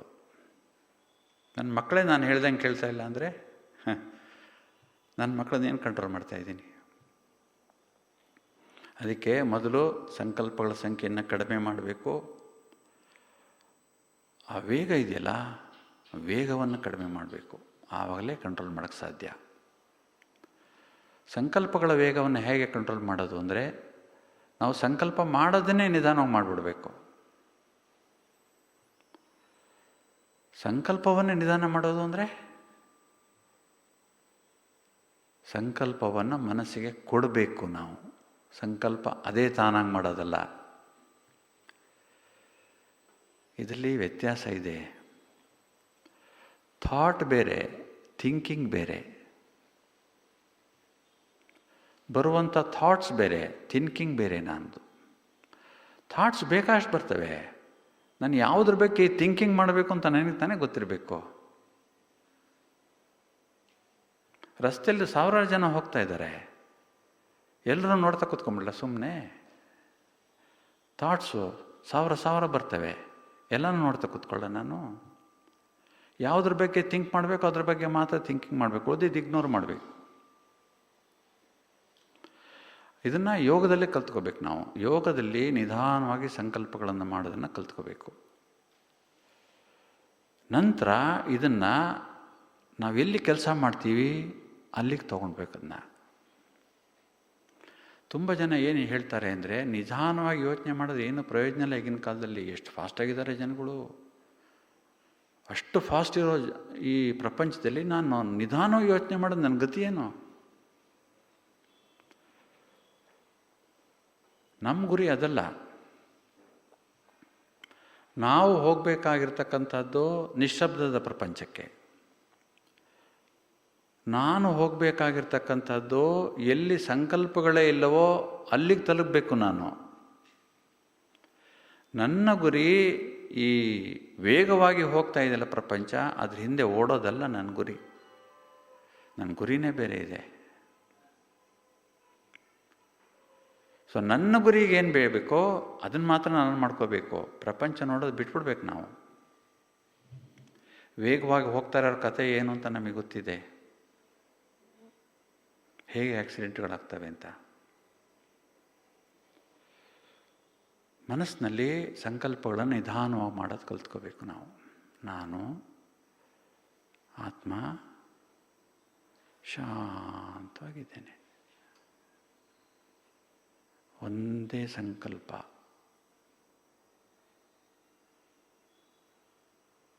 ಎರಡು ನಿಮಿಷ, 3 ನಿಮಿಷ, 5 ನಿಮಿಷ ಒಂದೇ ಸಂಕಲ್ಪದಲ್ಲೆಲ್ಲ ಅಭ್ಯಾಸ ಮಾಡ್ಕೋಬೇಕು ನಾವು. ಮಧ್ಯೆ ಬೇರೆ ಯಾವುದೋ ಸಂಕಲ್ಪಗಳು ಮೂಗು ತೋರಿಸೋಂಗಿಲ್ಲ ಅಲ್ಲಿ. ಯಾಕೆಂದ್ರೆ ನನ್ನ ಏಕಾಗ್ರತೆ ಪೂರ್ಣವಾಗಿ ಒಂದೇ ಸಂಕಲ್ಪದಲ್ಲಿದೆ ಮತ್ತು ಅದನ್ನು ಅನುಭವ ಮಾಡ್ತಾ ಇದ್ದೀನಿ ನಾನು ಆತ್ಮ ಶಾಂತವಾಗಿದ್ದೇನೆ. ನನ್ನ ಬುದ್ಧಿ ಎನ್ನುವ ಕಣ್ಣು ಆತ್ಮವನ್ನು ನೋಡ್ತಾ ಇದೆ. ನನ್ನ ಮನಸ್ಸು ಶಾಂತಿ ಅನುಭವವನ್ನು ಮಾಡ್ತಾ ಇದೆ. ನನ್ನ ಶರೀರದ ಒಂದೊಂದು ಇಂದ್ರಿಯ ಶಾಂತಿ ಅನುಭವವನ್ನು ಮಾಡ್ತಾ ಇದೆ. ಶಾಂತಿಯಲ್ಲಿ ನಾನು ತನ್ಮಯನಾಗ್ಬಿಟ್ಟಿದ್ದೀನಿ. ನನ್ನ ಬುದ್ಧಿ ಸ್ಥಿರವಾಗಿದೆ. ನನ್ನ ಸಂಕಲ್ಪ ಒಂದೇ. ಯೋಗದಲ್ಲಿ ಈ ಅಭ್ಯಾಸವನ್ನು ಎಷ್ಟು ನಿಧಾನವಾಗಿ ಮಾಡ್ತೀವೋ ಅಷ್ಟು ಅನುಭವಗಳು ಚೆನ್ನಾಗಾಗಕ್ಕೆ ಶುರುವಾಗ್ತವೆ. ಈ ಅನುಭವವನ್ನು, ಈ ನಿಧಾನವಾಗಿ ಆಲೋಚನೆ ಮಾಡುವಂಥ ಶಕ್ತಿಯನ್ನು ಲೀಕೇಜ್ ಆಗದ ಹಾಗೆ, ವೇಸ್ಟೇಜ್ ಆಗದ ಹಾಗೆ ಕಾಪಾಡಿಕೊಂಡು ನಾವು ಕೆಲಸ ಮಾಡುವಂಥ ಸ್ಥಳದಲ್ಲಿ ಅದನ್ನು ಉಪಯೋಗಿಸ್ಕೋಬೇಕು. ಕೆಲಸ ಮಾಡುವಂಥ ಸ್ಥಳದಲ್ಲಿ ಕೆಲಸಕ್ಕೆ ನನ್ನ ಬುದ್ಧಿ ಸಂಪೂರ್ಣವಾಗಿ ಫೋಕಸ್ ಇರಬೇಕು, ಮನಸ್ಸು ಸಂಪೂರ್ಣವಾಗಿ ಫೋಕಸ್ ಇರಬೇಕು ಅಂದರೆ ಇಡೋಣ, ತೊಂದರೆ ಇಲ್ಲ, ಏಕಾಗ್ರತೆಯಲ್ಲಿ ಕೊಡೋಣ. ಆದರೆ ಮಧ್ಯೆ ಮಧ್ಯೆ ಗ್ಯಾಪ್ ಕೊಡಬೇಕು ನಾವು. ಮಧ್ಯೆ ಮಧ್ಯೆ ಬಾಬು ನೆನಪು ಮಾಡಬೇಕು. ಕೆಲಸ ಮಾಡುವಾಗ ನನಗೆ ಬಾಬು ನೆನಪು ಮಾಡೋಕ್ಕಾಗಲ್ಲ ಅಂದರೆ ಕೆಲಸ ಆದಮೇಲಾದರೂ ಮಾಡಬೇಕು. ಬಾಬಾವ್ರಿಗೆ ಒಂದು ಥ್ಯಾಂಕ್ಸ್ ಅವರು ಹೇಳಬೇಕು. ಕೆಲಸ ಆದಮೇಲೆ ಅಭ್ಯಾಸ ಮಾಡ್ಕೋಬೇಕು ಇದನ್ನು. ಒಂದು ನ್ಯೂಸ್ ಪೇಪರ್ ಕೊಡ್ತೀನಿ ನಿಮಗೆ, ಓದ್ತಾ ಇದ್ದೀರಾ? ಯಾಕೆಂದ್ರೆ ನಿಮ್ಗೆ ನ್ಯೂಸ್ ಪೇಪರ್ ಓದಿ ಅಭ್ಯಾಸ, ನ್ಯೂಸ್ ಪೇಪರ್ ಚೆನ್ನಾಗಿ ಓದ್ತೀರಾ. ಆದರೆ ಅದರಲ್ಲಿರೋ ಅಕ್ಷರಗಳೆಲ್ಲ ಸೇರ್ಕೊಂಬಿಟ್ರೆ ಕಲಸ ಮೇಲೆ ಹೋಗ್ರೆ ಆಗ್ಬಿಟ್ಟಿದ್ರೆ ಹೆಂಗೆ ಓದ್ತೀರಾ? ಭಾಷೆ ಗೊತ್ತಿದ್ರು, ಓದೋ ಅಭ್ಯಾಸ ಇದ್ದರೂ ಓದೋಕ್ಕಾಗಲ್ಲ. ಯಾಕೆಂದರೆ ಎಲ್ಲ ಸೇರ್ಕೊಂಬಿಟ್ಟಿವೆ ಅಕ್ಷರಗಳೆಲ್ಲ. ಏನು ಕೊಟ್ಟಿದ್ರೆ ನೀವು ಓದೋಕ್ಕಾಗಲ್ಲ ಇದನ್ನ ಅಂತ ಹೇಳ್ತೀನಿ. ಒಂದು ಅಕ್ಷರಕ್ಕೂ ಇನ್ನೊಂದು ಅಕ್ಷರಕ್ಕೂ ಸ್ಪೇಸ್ ಇರಬೇಕು. ಒಂದು ಸಂಕಲ್ಪಕ್ಕೂ ಇನ್ನೊಂದು ಸಂಕಲ್ಪಕ್ಕೂ ಸ್ಪೇಸ್ ಇರಬೇಕು. ಒಂದು ವರ್ಡ್ಗೂ ಇನ್ನೊಂದು ವರ್ಡ್ಗೂ ಸ್ಪೇಸ್ ಇರಬೇಕು ಮಧ್ಯ. ನಾನು ಮಾಡುವಂಥ ಸಂಕಲ್ಪಗಳಲ್ಲಿರುವ ಒಂದು ಶಬ್ದಕ್ಕೂ ಇನ್ನೊಂದು ಶಬ್ದಕ್ಕೂ ಸ್ಪೇಸ್ ಇರಬೇಕು. ಅದೇ ಸೈಲೆನ್ಸ್. ಈ ಸೈಲೆನ್ಸ್ ಇದೆಯಲ್ಲ, ಈ ಸೈಲೆನ್ಸ್ನ ನಿಧಾನವಾಗಿ ಜಾಸ್ತಿ ಮಾಡ್ಕೊಂಡು ಹೋಗಬೇಕು. ಮಧ್ಯೆ ಗ್ಯಾಪ್ ಇದೆಯಲ್ಲ, ಆ ಗ್ಯಾಪ್ ಅನ್ನುವ ಸೈಲೆನ್ಸನ್ನು ನಿಧಾನವಾಗಿ ಜಾಸ್ತಿ ಮಾಡ್ಕೊಂಡು ಹೋಗಬೇಕು. ನಾನು ಆತ್ಮ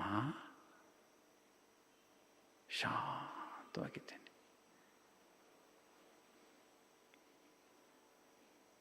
ಸೈಲೆನ್ಸ್. ಈ ಸೈಲೆನ್ಸಲ್ಲಿ ಅನುಭವ ಜಾಸ್ತಿ. ಸಂಕಲ್ಪಗಳು ಜಾಸ್ತಿ ಬಂದರೆ ಅನುಭವನೇ ಇಲ್ಲ ಅಲ್ಲಿ. ಸಂಕಲ್ಪಗಳದ್ದೇ ಅನುಭವ ಅಷ್ಟೇ, ಬೇರೆ ಯಾವ ಅನುಭವನಾಗಲ್ಲ ಅಲ್ಲಿ. ಸಂಕಲ್ಪಗಳನ್ನು ಕಂಟ್ರೋಲ್ ತಗೋಬೇಕಂದ್ರೆ ಇದೊಂದೇ ದಾರಿ ಇರೋದು. ಇದು ಆಂತರಿಕವಾದಂಥ ಶಿಸ್ತು. ಈ ಶಿಸ್ತನ್ನು ಮೈಗೂಡಿಸ್ಕೊಳ್ದೇ ಇದ್ದೇನೆ ನಾನು, ಬೇರೆ ಯಾವ ಶಿಸ್ತು ನನ್ನ ಕೈಗೆ ಹತ್ತಲ್ಲ. ಮಾತನಾಡುವ ಶಿಸ್ತು ನಂಗೆ ಬರಲ್ಲ. ಮಾತನಾಡೋದಲ್ಲೂ ಒಂದು ಶಿಸ್ತಿದೆ, ಬರವಣಿಗೆಯಲ್ಲೂ ಒಂದು ಶಿಸ್ತಿದೆ, ಕೆಲಸ ಮಾಡೋದ್ರಲ್ಲಿ ಶಿಸ್ತಿದೆ, ಅಡುಗೆ ಮಾಡೋದ್ರಲ್ಲಿ ಶಿಸ್ತಿದೆ, ಪಾತ್ರೆ ತೊಳೆಯೋದ್ರಲ್ಲಿ ಶಿಸ್ತಿದೆ. ಊಟ ಮಾಡೋದ್ರಲ್ಲಿ ಶಿಸ್ತಿದೆ. ಎಲ್ಲ ಶಿಸ್ತು ಬರಬೇಕಾದ್ರೆ ಮೊದಲು ಮಾನಸಿಕವಾದಂಥ ಶಿಸ್ತು ಬರಬೇಕು. ಸಂಕಲ್ಪಗಳ ಮಟ್ಟದಲ್ಲೇ ನಾನು ಶಿಸ್ತು ಮೈಗೂಡಿಸ್ಕೊಂಡ್ಬಿಟ್ರೆ ಉಳಿದಿದ್ದೆಲ್ಲ ಶಿಸ್ತು ಬಂದ್ಬಿಡ್ತದೆ ನನಗೆ. ಮಾತನಾಡುವಾಗ ಎಷ್ಟು ಶಿಸ್ತಿಂದ ಮಾತನಾಡಬೇಕು ಅಂದರೆ ನಾನು ಏನು ಹೇಳಬೇಕೋ ಅಷ್ಟೇ ಹೇಳಬೇಕು, ಹೆಚ್ಚು ಉಪಯೋಗಿಸೋ ಅವಶ್ಯಕತೆ ಇಲ್ಲ. ಯಾರಿಗೆ ಹೇಳಬೇಕೋ ಅವ್ರಿಗೆ ಹೇಳಬೇಕು, ಯಾರಿಗೆ ಹೇಳಬಾರ್ದು ಅವ್ರಿಗೆ ಹೇಳಬಾರ್ದು. ಯಾರಿಗೆ ಹೇಳಬೇಕೋ ಅವ್ರಿಗೆ ಹೇಳಿದೆ, ಯಾರಿಗೆ ಹೇಳಬಾರ್ದು ಅವ್ರಿಗೆ ಹೇಳಿದ್ರೆ ಏನು ಪ್ರಯೋಜನ? ಎಷ್ಟು ಹೇಳಬೇಕೋ ಅಷ್ಟು ಹೇಳಿದೆ, ಹೇಳಬೇಕಾಗಿದ್ದು ಹೇಳದೇ ಇದ್ರೆ ಏನು ಪ್ರಯೋಜನ?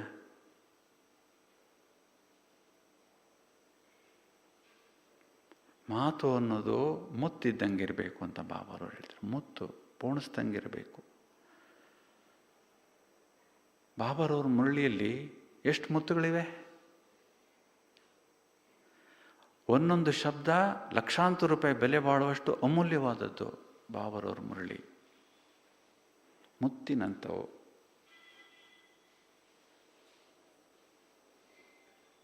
ನಾವು ಆಡುವಂಥ ಭಾಷೆ, ಮಾಡಿಕೊಳ್ಳುವಂಥ ಸಂಕಲ್ಪ ಅಷ್ಟು ಬೆಲೆ ಬಾಳುವಂಥದ್ದಿರಬೇಕು.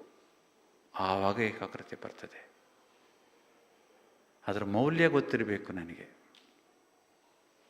ಆಂತರಿಕವಾದ ಶಿಸ್ತಿರಬೇಕು. ಸೊ ಸಂಕಲ್ಪಗಳಲ್ಲಿ ಏಕಾಗ್ರತೆ ಇರಬೇಕು. ಎರಡನೇದು ಭಾವನೆಗಳಲ್ಲಿ ಏಕಾಗ್ರತೆ ಇರಬೇಕು ನಮಗೆ. ಭಾವನೆಗಳಲ್ಲಿ ಏಕಾಗ್ರತೆ ಅಂದರೆ ಏನರ್ಥ ಅಂದರೆ, ಯಾವ ಭಾವನೆಗಳು ನನ್ನಲ್ಲಿ ಹುಟ್ಟಬೇಕೋ ಅದೇ ಭಾವನೆ ಹುಟ್ಟಬೇಕು. ಅಂದರೆ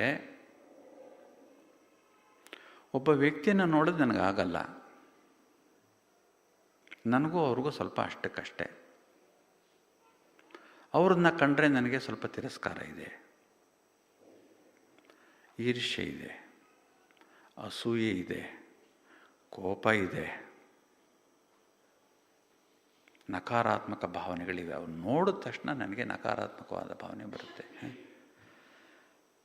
ಇಂಥವರು 4-6 ಜನ ಇದ್ದಾರೆ ನನಗೆ. ಇವ್ರ ಬಗ್ಗೆ ಎಲ್ಲ ನನಗೆ ನಕಾರಾತ್ಮಕವಾದ ಭಾವನೆಗಳು ಇವೆ. ನನ್ನ ಮನಸ್ಸು ಹೇಳುತ್ತೆ ಇದೆ ಇದೆ ಇದೆ ಅಂತ ಹೇಳುತ್ತೆ. ಬಾಬಾ ಹೇಳ್ತಾರೆ ಇರಬಾರ್ದು ಇರಬಾರ್ದು ಇರಬಾರ್ದು ಅಂತಾರೆ. ಬಾಬಾ ಹೇಳ್ತಾರೆ ಎಷ್ಟು ಜನರದ ಬಗ್ಗೆ ನಿಮಗೆ ನಕಾರಾತ್ಮಕ ಭಾವನೆ ಇದೆಯಲ್ಲ ಮಗು, ಎಲ್ಲರ ಬಗ್ಗೆ ಶುಭ ಭಾವನೆ ಇಡಬೇಕು ನೀನು. ಇದು ನಿನ್ನ ಕರ್ತವ್ಯ. ಬದಲಾವಣೆ ಆಗಕ್ಕೆ ಹೊರಟ್ರೆ ನೀನು, ಅವರಲ್ಲ. ಆಯಿತು ಬಾಬಾ, ನಾನು ಎಲ್ಲರ ಬಗ್ಗೆ ಶುಭ ಭಾವನೆನೇ ಇಡ್ತೀನಿ ಇವತ್ತಿನಿಂದ. ಓಕೆ, ಅವರಿದ್ದಾರಲ್ಲ, ಅವರು ನನ್ನ ಬಗ್ಗೆ ತುಂಬ ನೆಗೆಟಿವ್ ಭಾವನೆ ಇಟ್ಕೊಂಡಿದ್ದಾರೆ, ನನಗೆ ಗೊತ್ತು ಚೆನ್ನಾಗಿ. ಅವ್ರ ಬಗ್ಗೆನೇ ನಾನು ಶುಭ ಭಾವನೆ ಇಟ್ಕೋತೀನಿ. ಶುಭ ಭಾವನೆ ಶುರು ಮಾಡಿದೆ. 2 ದಿವಸ ಆಯಿತು, 3 ದಿವಸ ಆಯಿತು. 4ನೇ ದಿವಸ ಅವರೇ ಎದುರುಗಡೆ ಬಂದ್ಬಿಟ್ರು. ತಕ್ಷಣ ನನಗೆ ಒಳಗಡೆಯಿಂದ ಯಾವ ಭಾವನೆ ಬಂದ್ಬಿಡ್ತು ಅಂದರೆ, ಹಳೆ ಭಾವನೆಗಳಿತ್ತಲ್ಲ ಅವೇ ಭಾವನೆಗಳು ಮತ್ತೆ ಮತ್ತೆ ಬರ್ತಾ ಇವೆ. ನಾನು ಪ್ರಯತ್ನ ಮಾಡ್ತೀನಿ ಶುಭ ಭಾವನೆ ಕೊಡಬೇಕು ಅಂತ, ಬರ್ತಾನೇ ಇಲ್ಲ ಒಳಗಡೆಯಿಂದ. ಅವ್ರು ಅವತ್ತು ಹಂಗೆ ಮಾಡೋದಿಲ್ಲ, ಇವತ್ತು ಹಿಂಗೆ ತಪ್ಪು ಮಾಡೋದಿಲ್ಲ, ಹಂಗೆ ಮಾತಾಡೋದಿಲ್ಲ, ನಂಗೆ ಅವಮಾನ ಮಾಡೋದಿಲ್ಲ.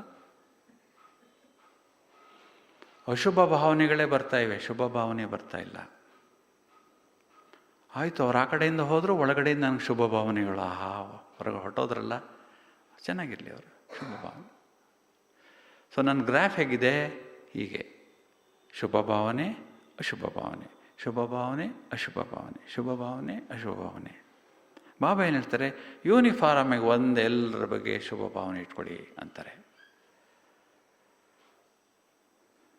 ಇದು ಸಾಧನೆ. ಯಾರು ನನ್ನ ಬಗ್ಗೆ ಏನಾದರೂ ತಿಳ್ಕೊಳ್ಳಿ, ಯಾರು ನನ್ನ ಬಗ್ಗೆ ಏನಾದರೂ ಅಪಪ್ರಚಾರ ಮಾಡಿಕೊಳ್ಳಿ, ಏನಾದರೂ ಅಶುಭ ಭಾವನೆ ಇಟ್ಕೊಳ್ಳಿ, ನನಗೆ ತೊಂದರೆ ಇಲ್ಲ.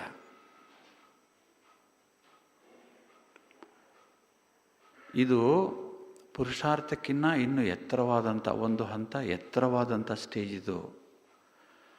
ಬಾಬಾರವರು ಇದಕ್ಕೆ ಹೆಸರು ಕೊಟ್ಟಿದ್ದಾರೆ ದಾತಾಪನ್ ಕಿ ಸ್ಟೇಜ್. ಪುರುಷಾರ್ಥಕ್ಕಿಂತ ಎತ್ತರವಾದಂಥ ಸ್ಟೇಜ್ ಇದು.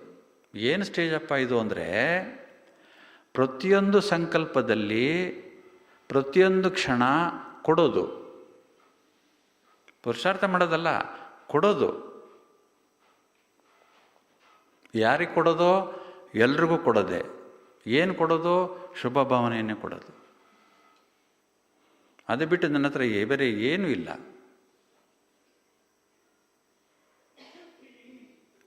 ದಾತಾಪನ್ ಕಿ ಸ್ಟೇಜ್ ಅಂದರೆ ಬಾಪ್ ಸಮಾನ ಸ್ಥಿತಿ. ಪ್ರತಿ ಕ್ಷಣ, ಪ್ರತಿ ಸಂಕಲ್ಪ. ದಿವಸಕ್ಕೆ 5 ನಿಮಿಷ ಮಾಡಿದ್ರೆ ಇದು ಬೇಕಾದಷ್ಟಾಗೋಯ್ತು. 5 ನಿಮಿಷ ದಿವಸಕ್ಕೆ.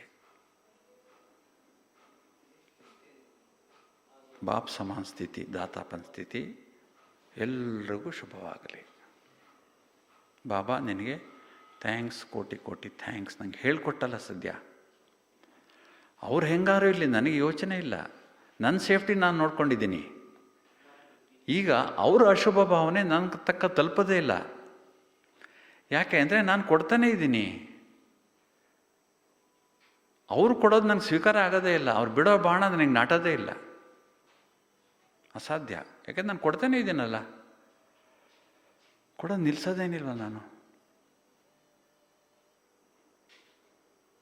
ಕೆಲವು ವ್ಯಕ್ತಿಗಳು ತಮ್ಮ ವ್ಯಕ್ತಿತ್ವವನ್ನು ಹೇಗೆ ರೂಪಿಸ್ಕೊಂಡಿದ್ದಾರೆ ಅಂದರೆ, ಅವ್ರ ಬಗ್ಗೆ ಅಶುಭ ಭಾವನೆ ಬರೋಕ್ಕೆ ಸಾಧ್ಯನೇ ಇಲ್ಲ. ಆ ಥರ ತಮ್ಮ ವ್ಯಕ್ತಿತ್ವವನ್ನು ರೂಪಿಸ್ಕೊಂಡಿರ್ತಾರೆ.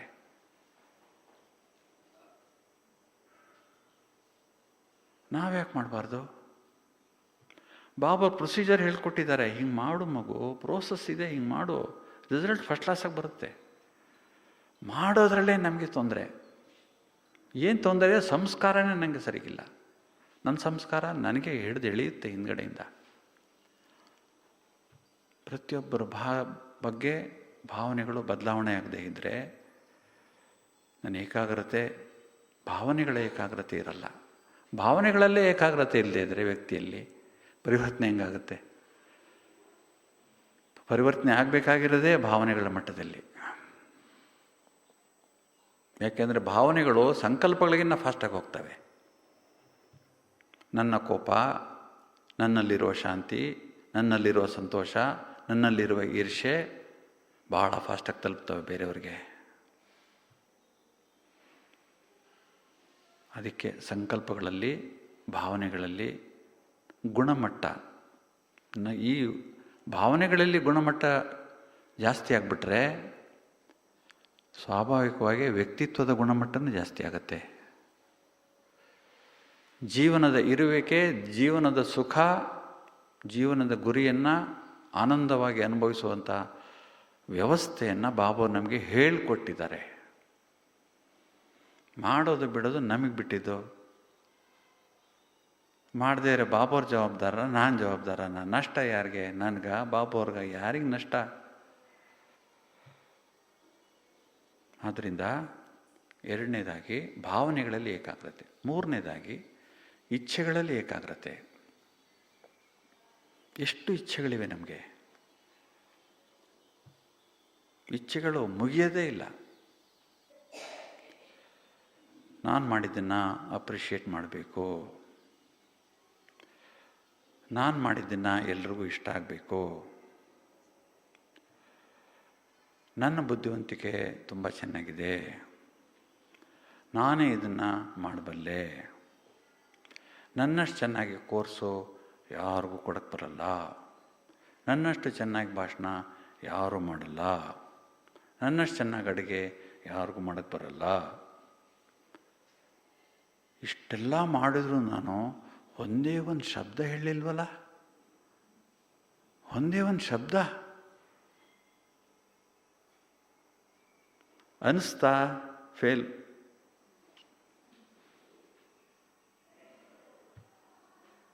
ನಿರೀಕ್ಷೆಗಳು. ಒಬ್ಬ ಭಿಕ್ಷಕನಿಗೆ 99 ರೂಪಾಯಿದು ಒಂದು ಗಂಟು ಕೊಟ್ಟುಬಿಟ್ರೆ 99 ರೂಪಾಯಿ ಖರ್ಚು ಮಾಡಲ್ಲ ಅವನು. ಅದಕ್ಕೆ 1 ರೂಪಾಯಿ ಹಾಕ್ಬಿಟ್ಟು ಗಂಟು ಕಟ್ಟಿಡ್ತಾನೆ,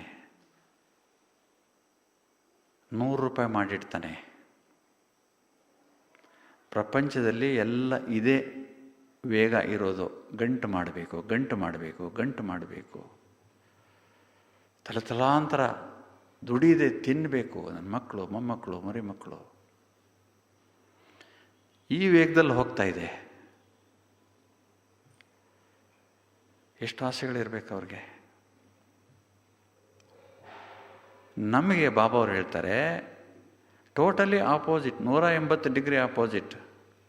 ಇಚ್ಛಾ ಮಾತ್ರ ವಿದ್ಯೆ ಇಟ್ಕೋಬೇಕು ಮಗು. ನೀನು ಯಾವುದರಲ್ಲೂ ಇಚ್ಛೆ ಇಡಂಗಿಲ್ಲ. ತಿನ್ನೋದಲ್ಲಿ, ಕುಡಿಯೋದಲ್ಲಿ, ಮಹಿಮೆ ಕೇಳೋದ್ರಲ್ಲಿ ಯಾವುದರಲ್ಲೂ ಇಚ್ಛೆ ಇಟ್ಕೊಳ್ಳಂಗಿಲ್ಲ. ನನಗೆ ಒಳಗಡೆ ಬಯಕೆಗಳು ಬೇಕಾದಷ್ಟಿವೆ.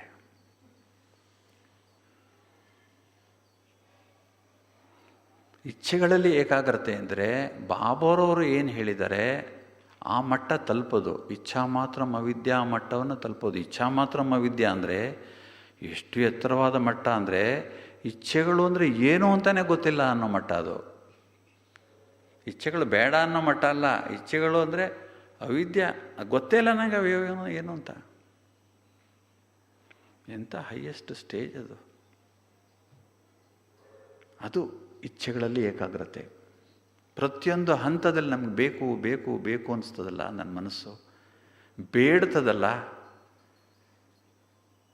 ನಂದು ಈಗೋ ಸ್ಯಾಟಿಸ್ಫ್ಯಾಕ್ಷನ್ ಆಗಿಬಿಡುವ. ಮತ್ತೆ ಅಷ್ಟೆಲ್ಲ ಮಾಡಿದ್ದೀನಿ, ನಂದು ಈಗೋ ಸ್ಯಾಟಿಸ್ಫ್ಯಾಕ್ಷನ್ ಆಗೋದು ಯಾವಾಗ?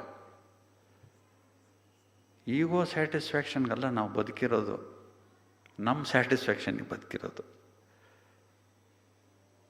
ನಮ್ಮ ಎಲ್ಲ ಸೇವೆ, ನಾವು ಮಾಡುವಂಥ ಎಲ್ಲ ಕೆಲಸಗಳು, ನಾವು ಮಾಡುವಂಥ ಎಲ್ಲ ಸಂಕಲ್ಪಗಳು, ನಮ್ಮಿಂದ ಬರುವಂಥ ಎಲ್ಲ ಭಾವನೆಗಳು ಬಾಬರವರಿಗೆ ಮೀಸಲಿರಬೇಕಷ್ಟೇ, ಮನುಷ್ಯರಿಗಲ್ಲ.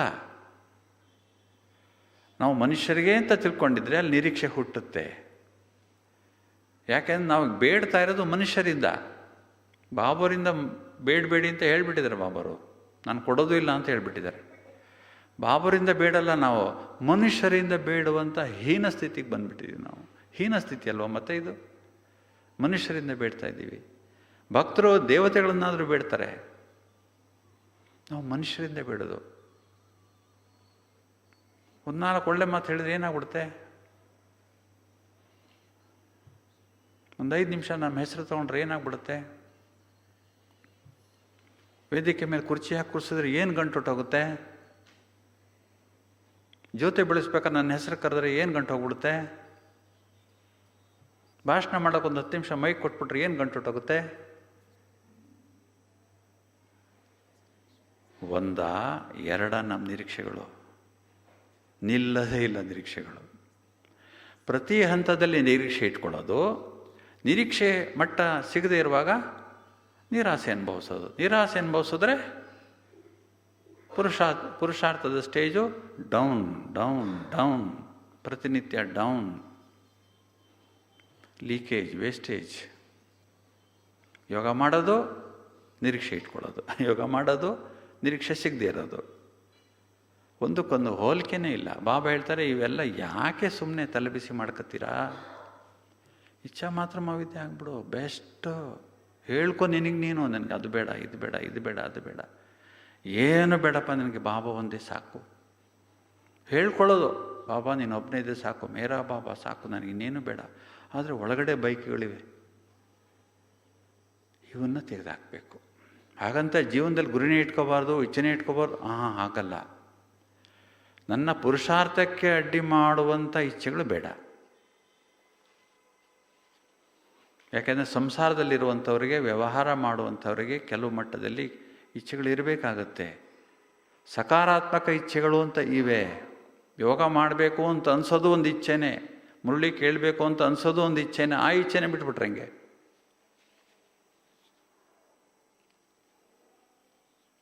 ನನ್ನ ಪುರುಷಾರ್ಥಕ್ಕೆ ಬೇಕಾದಂಥ ಎಲ್ಲ ಇಚ್ಛೆಗಳನ್ನು ನಾನು ಹೇಗೆ ಬೇಕೋ ಹಾಗೆ ನಿಭಾಯಿಸಬೇಕು ಅಷ್ಟೇ. ಒಳಗಡೆ ಇರುವಂಥ ಬಯಕೆಗಳನ್ನು ನಿಲ್ಲಿಸ್ಬಿಡಬೇಕು. Once and for all. ನನಗೆ ಇದಿದ್ರೆ ಸಾಕು, ಅದಿಲ್ಲದೆ ಇದ್ದರೆ ಪರವಾಗಿಲ್ಲ, ಇದಿರಲಿ ಸಾಕು. ಇದಿದೆಯಲ್ಲ, ಅವು 4 ಕೊಡದೇ ಇದ್ದರೆ ಪರವಾಗಿಲ್ಲ, ನನಗೆ ಇದೊಂದು ಕೊಟ್ಬಿಟ್ರೆ ಸಾಕು. ನನಗೆ ಆಸೆ. ಬ್ರಾಹ್ಮಣ ಜೀವನದಲ್ಲಿ ಇದೇ ನಮಗೆ ತೊಡಕು, ಭಾಳ ಮುಖ್ಯವಾಗಿರೋದು ಏಕಾಗ್ರತೆಗೆ. ಆದ್ದರಿಂದ ಏಕಾಗ್ರತೆಗೆ ಇವೆಲ್ಲ ವಿಚಾರಗಳನ್ನು ನಮ್ಮ ಮನಸ್ಸಲ್ಲಿ ಇಟ್ಕೊಳ್ಳೋಣ. ಸಂಪೂರ್ಣ ಏಕಾಗ್ರತೆಯಿಂದ ಯೋಗ ಮಾಡಬೇಕು. ಬಾಬರವರು ಯೋಗದಲ್ಲಿ ನಮ್ಗೆ ಏನು ಬೇಕೋ ಎಲ್ಲನೂ ಕೊಡ್ತಾರೆ. ಭಗವಂತನಿಂದ ಸಿಗದೇ ಇರತಕ್ಕಂಥದ್ದು ಏನೂ ಇಲ್ಲ. ಅಪ್ರಾಪ್ತಿ ಅನ್ನುವಂಥದ್ದು ನನ್ನ ಜೀವನದಲ್ಲಿ ಸಂಗಮ ಯುಗದಲ್ಲಿಯೇ ಇಲ್ಲ ಅಂದ್ಬಿಡ್ಬೇಕು ನಾವು. ಅಲ್ಲಲ್ಲ, ಅಲ್ಲಿ ಅಪ್ರಾಪ್ತಿ ಶಬ್ದವೇ ಇಲ್ಲ. ಎಲ್ಲ ಪ್ರಾಪ್ತಿಗಳು ನನಗೆ ಸಿಕ್ಬಿಟ್ಟಿದೆ ಅಂತ ನನಗೆ ಬಾಬುರಿಂದ ಮಾತ್ರ ಅನುಭವ ಮಾಡೋಕ್ಕೆ ಸಾಧ್ಯ. ಅಂತ ಅನುಭವ ಮಾಡೋಣ, ಚೆನ್ನಾಗಿ ಯೋಗ ಮಾಡೋಣ. ಈಗ ನೆಕ್ಸ್ಟ್ 1/2 ಅವರ್ ಯೋಗ ಇದೆಯಲ್ಲ, 1/2 ಅವರ್ ಯೋಗದಲ್ಲಿ ತುಂಬ ನಿಧಾನವಾಗಿ ಆಲೋಚನೆ ಮಾಡಬೇಕು. ಒಂದೊಂದೇ ಸಂಕಲ್ಪ, ಒಂದೇ ಸಂಕಲ್ಪದಲ್ಲಿ ಎಷ್ಟು ಹೊತ್ತು ಇರೋಕ್ಕಾಗುತ್ತೋ ಅಷ್ಟು ಹೊತ್ತು. ಇದೇನು ಮಂತ್ರ ಎಲ್ಲ ಹೇಳ್ಕೊಳ್ಳೋಕ್ಕೆ, ಒಳಗಡೆ ನನಗೆ ನಾನು ಹೇಳ್ಕೋಬೇಕು ಮತ್ತು ಅದನ್ನು ಅನುಭವ ಮಾಡಬೇಕು ಮತ್ತು ಮಧ್ಯೆ ಗ್ಯಾಪ್ ಕೊಡಬೇಕು, ಸೈಲೆನ್ಸ್. ನಾನು ಆತ್ಮ, ನಾನು ಆತ್ಮ ಅಂದ ತಕ್ಷಣ ಒಳಗಡೆ ಹೊಟ್ಟೋಗ್ಬಿಡ್ಬೇಕು ನನ್ನ ಬುದ್ಧಿಯೆಲ್ಲ. ಎಲ್ಲಿದ್ದೀನಿ? ಒಳಗಡೆ ಕೂತಿದ್ದೀನಲ್ಲ, ಆತ್ಮ. ಹೇಗಿದ್ದೀನಿ ನಾನು? ಶಾಂತವಾಗಿದ್ದೀನಿ. ನನ್ನ ಶಾಂತಿನ ಎಲ್ರಿಗೂ ಕೊಡ್ತಾಯಿದ್ದೀನಿ. ಶರೀರ ಎಲ್ಲ ಶೀತಲವಾಗಿಬಿಟ್ಟಿದೆ, ಎಲ್ಲ ಕರ್ಮೇಂದ್ರಿಯಗಳು ಶಾಂತವಾಗಿಬಿಟ್ಟಿವೆ, ಎಲ್ಲ ನನ್ನ ನಿಯಂತ್ರಣದಲ್ಲಿದೆ, ನನ್ನ ಮನಸ್ಸು ಏಕಾಗ್ರವಾಗಿಬಿಟ್ಟಿದೆ. ಹೀಗೆ ಅನುಭವ ಮಾಡಬೇಕು. ಒಂದೊಂದೇ ಸಂಕಲ್ಪ ನಮಗೆ ಸುಖ ತಂದಬೇಕು. ಸಿಮಿರು ಸುಖ ಪಾವೋ. ಸ್ಮರಣೆ ಒಂದೊಂದೇ ಮಾಡಬೇಕು, ಸುಖ ಪಡಿಬೇಕು. ಓಕೆ. ಓಂ ಶಾಂತಿ. Thank you.